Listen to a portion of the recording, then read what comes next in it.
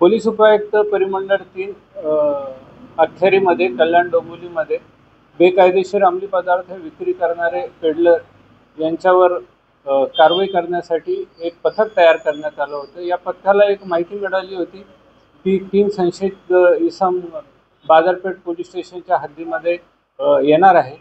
त्या बातमीची शहानिशा करण्यासाठी आमचे अधिकारी त्या पथकामधले त्यांनी तिथे सापळा लावलेला होता आणि सापळ्यामध्ये त्यांना 3 लोक संशयित आढळून आले।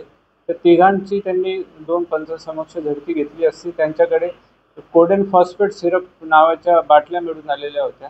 त्या संशयास्पद असल्याने लगेच त्याचा पंचनामा करून रीतसर गुन्हा दाखल करण्यात आला।